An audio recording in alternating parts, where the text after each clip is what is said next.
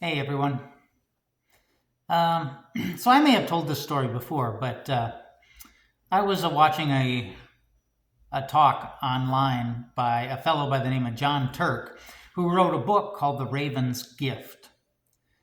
Very good book if you are interested.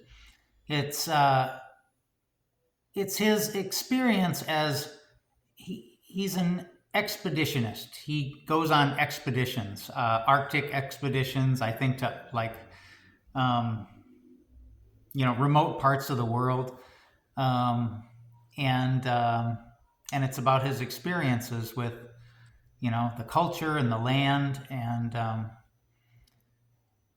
in the Raven's Gift, he's in the Arctic, and in a remote part of Russia where there's the only people are the Inuit people who have been there forever. And he talks about how they have a very different approach to life. In modern Western society, the rule of thumb is when the going gets tough, the tough get going. But in the Arctic, that strategy is foolish because Mother Nature is pretty tough. You ain't going to outmuscle Mother Nature. And so when your snowmobile breaks down and you're 900 miles from the nearest road, or you get a hole poked in your kayak, and you're surrounded by nothing but frozen ice sheets for miles and miles and miles, the tough get going strategy is very foolish.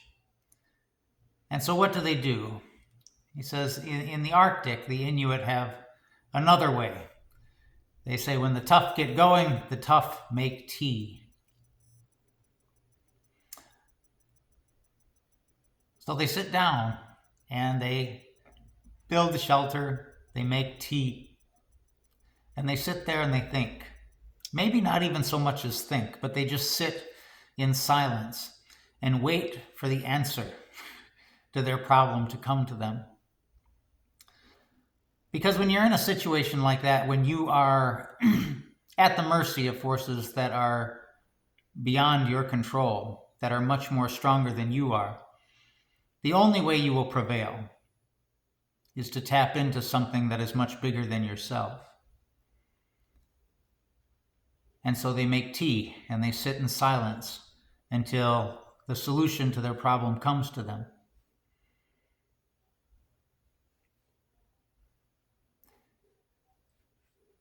I also heard something, I can't remember where it came from, but how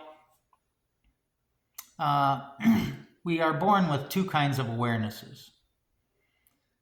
There's the achieving awareness and the awakened awareness. So the achieving awareness is very goal-oriented. It says, if it's meant to be, it's up to me. You set goals, you achieve them, you work hard. You are the master of your own destiny. But the awakened awareness is very different. That instead of asking, what do I want and how am I going to get it?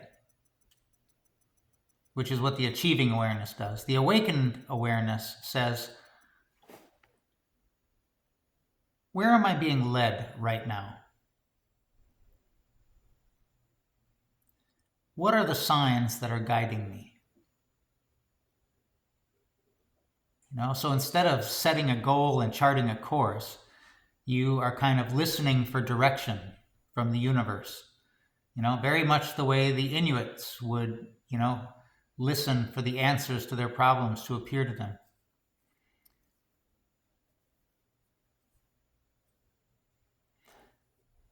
Shift happens all the time. And shift is oftentimes what brings the solution. Because sometimes you look at your life, you look at the world, and it's like you're surrounded by prison walls. You know, you can't escape. Everything looks very secure. Um,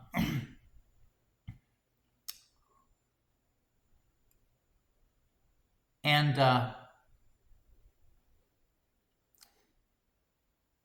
there's no way you're going to get out by your own power.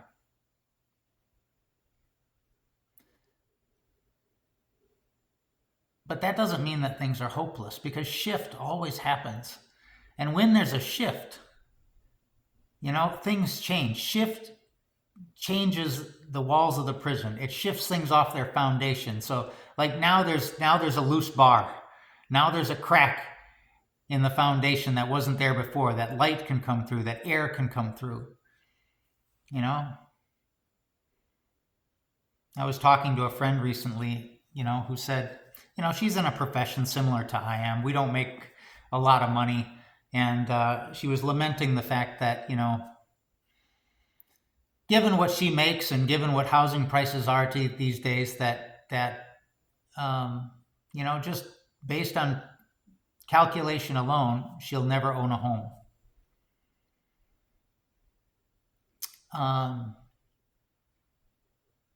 But thankfully, the answers that appear to us are not based on our calculations alone. Shift happens, things happen. Who could have predicted the housing crisis of, 2008, was it? Who could have predicted the pandemic? Things happen all the time that change the game. People come into your life that change the story. Opportunities come. There's windfalls all the time.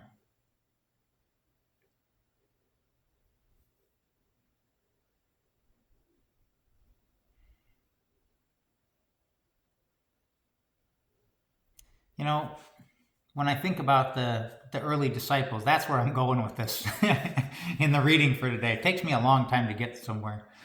There's a lot of stories about the disciples being thrown in prison and the foundation of the jail shaking so that they can get out. Everything that we build in this life is a house of cards. It doesn't matter if it's a palace. It doesn't matter if it's a prison. It's built on a foundation that is bigger than we are. And that foundation is always shifting. And so, whether it's our palace walls or our prison walls, it's good to remember that everything is on a shifting ground.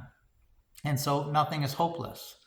The only thing that stays the same is that everything changes.